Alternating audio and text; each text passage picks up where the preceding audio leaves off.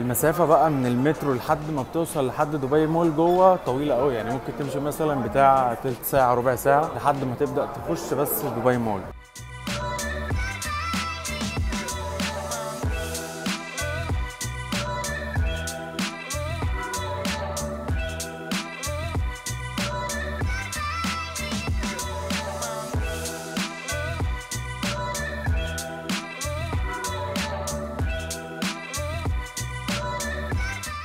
طبعا من احلى الاماكن القريبه لقلبي سوني. سوني يا جماعه.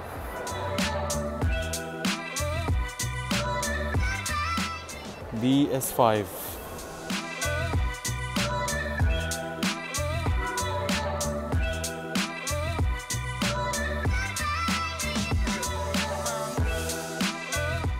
سوني A7R.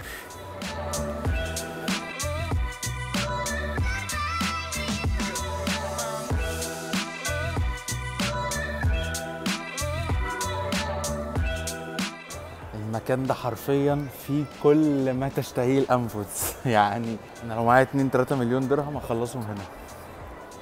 في شويه عدسات انا ما شفتش كده. احنا في حلقه مخصصه هي اللي هنعملها اصلا لدبي مول، هفرجكم على كل الاماكن اللي فيه وكل البراندات العالميه، الحاجات الالكترونيه والفاشن وكل اللي احنا عايزينه هنتفرج عليه هنا. فهعمل حلقه برضه هسيبها لكم في الاي اللي هنا او اللي هنا مش عارف، هننزل نتفرج ونشوف ويعني ريفيو هنا الاكل. هنا في اماكن جميله جدا للاكل، في البيك تحت في مول دبي. فخلينا بس النهارده احنا جايين على ابل ستور لان هم اصلا قدامهم ساعه بالظبط هيقفلوا، فعايزين نلحق الاول وبعدين نشوف هنعمل ايه.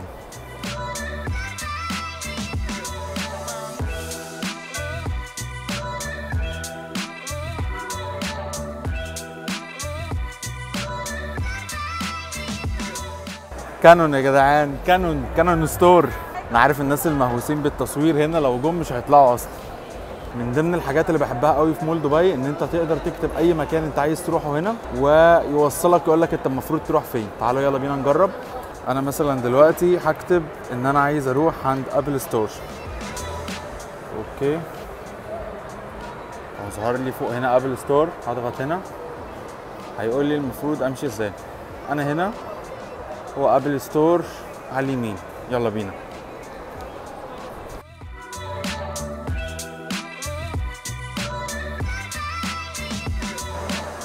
عاملين اجواء رمضانيه جوه المول، حاطين هلال وكان في فانوس شفت انا ورا بس كان شكله حلو قوي بصراحه.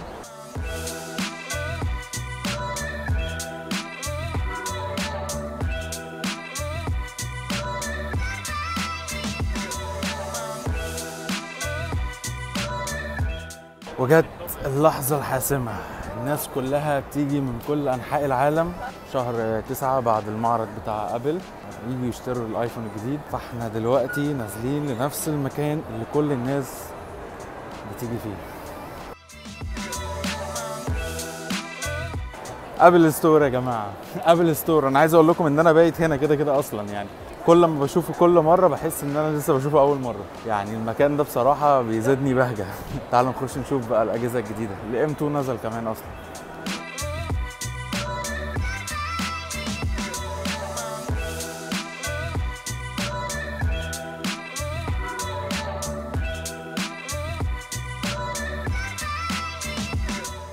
ده الماك بوك ام 2 يا جماعه، وصل بالسلامه. سعره 10600 درهم. ده الماك بوك اير سعره 4200 درهم. وهنا سلسلة الأسعار كلها بتاعت ايفون 14. عندنا الايفون 14 والايفون 14 بلس وبرو ماكس. ايفون 14 عامل 3400، 14 بلس عامل 3800 درهم، ايفون 14 برو عامل 4300 درهم، ايفون 14 برو ماكس عامل 4700 درهم. طبعا ده ابل تي في.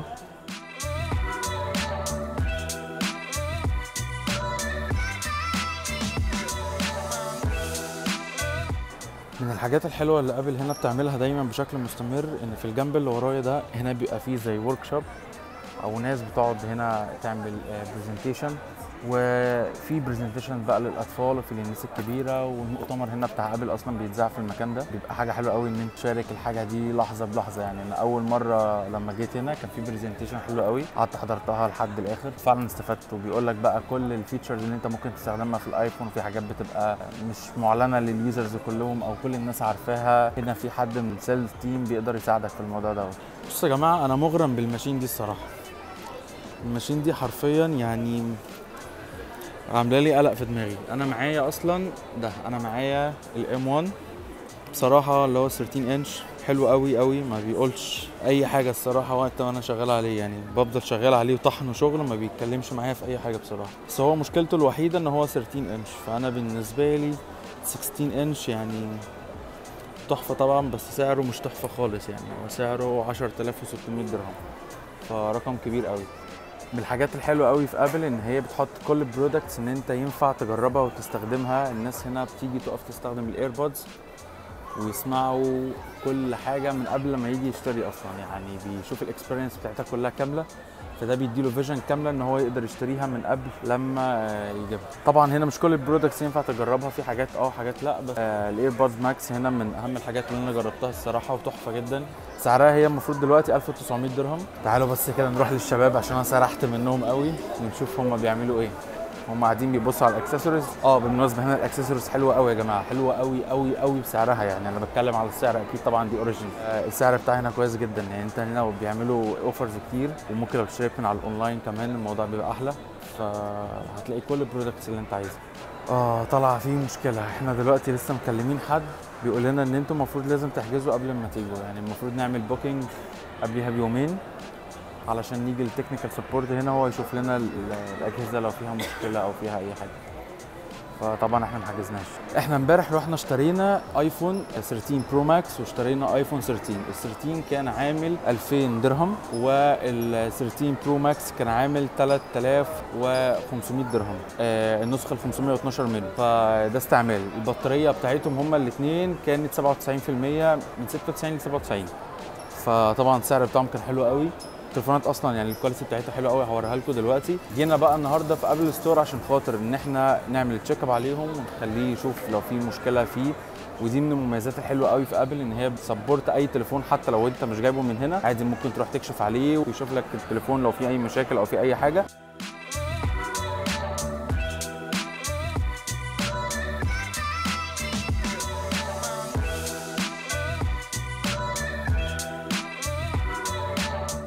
وانتوا لو ليكوا اي اسئله عن التليفونات، عن الموبايلات، عن الاجهزه هنا بتجيبها منين وايه ارخص اماكن وكل الكلام ده، اكتبوا لي تحت في الكومنتس انتوا عايزين تعرفوا ايه، وانا هقول لكم كل المعلومات اللي انتوا عايزين تعرفوها، سواء ان انت تجيبها هنا من دبي او من عجمان او تجيبها من الشارقه. في اماكن كتير هنا بتبيع تليفونات استعمال حلوه جدا، والكواليتي بتاعتها كويسه قوي، ما فيهاش اي مشاكل، ما فيهاش اي خدوش. اكتبوا لي تحت في الكومنت او اي فيديوز انتوا عايزين تشوفوها، مثلا هنا في دبي، في اي مكان تاني في الامارات، ايه المعلومات اللي انتوا عايزين تعرفوها. يعني خلينا نطلع افكار ونساعد الناس، واعرف اسئلتكم ايه في اللي انتوا عايزين تعرفوه. All the checkups, the maintenance you need to book, you can download Apple Support.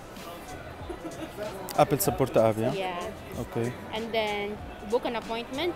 Maybe tomorrow we have, I think starting from 10 a.m. we have appointments, so you can book and then just let them know that you want to have it checked. Can I use your Isaac for a second? Yeah, sure.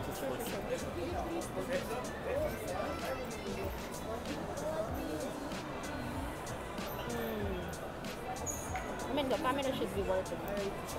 I would recommend that you have to finish the setting up of your phone and then try again, because you need to update the latest version of the iOS, because sometimes there's an app, I mean, it should not be the camera, let's say Facebook. So if the version of or the system of your camera is not updated, sometimes the other disappear, like it will not open right away. Yes. كلمنا حد دلوقتي من السيلز تيم قال لنا ان الايفون ممكن يكون فيه مشكله، ان هو مش معمول له سوفت وير ابديت، لان هو لسه جديد يعتبر، هو معمول له ريسيت. فالمفروض ان هو يدخل الاي كلاود بتاعه ويبدا ينزل الابلكيشن ويعمل ابديت سوفت وير، وبعد كده لو في اي جليتش من اللي بيحصل، اللي الكاميرا بتختفي او بتفتح وتقفل مره واحده، تلاقيها راحت. فيلا بينا نشوف. Come on, in the head, continue. Yes.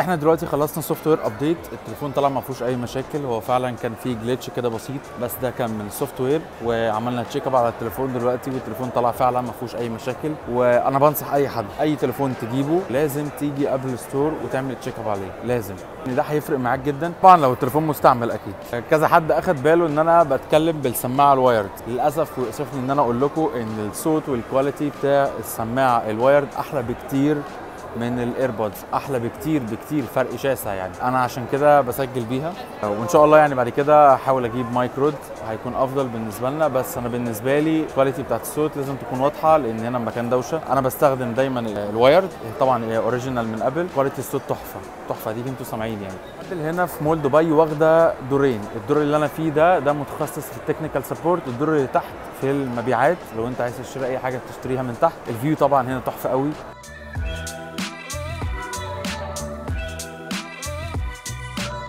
بس كده احنا النهارده خلصنا جولتنا في ابل ستور، تقريبا خلاص قربنا نخلص الفلوج كله عامه. بس في مكان واحد لازم لما اجي دبي مول لازم اعدي عليه. تعال.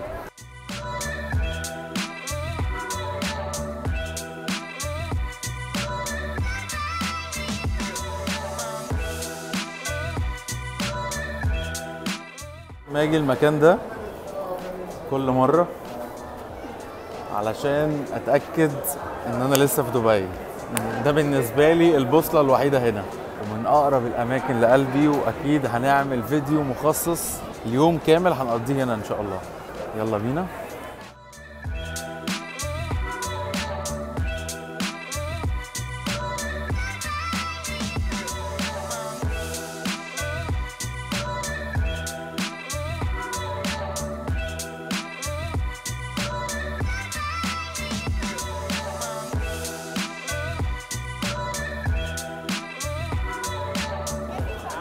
هو ده المكان يا جماعه. لازم كل ما اجي دبي مول لازم اجي ابص على برج خليفه، اعظم برج في العالم، من احلى الاماكن القريبه لقلبي، وفعلا بجد مكان عظيم جدا جدا جدا، ومكان منظم، ومكان من اجمل الاماكن اللي انت ممكن تيجي تقعد فيها، بجد هتتبسط قوي قوي قوي، والفيو هنا تحفه.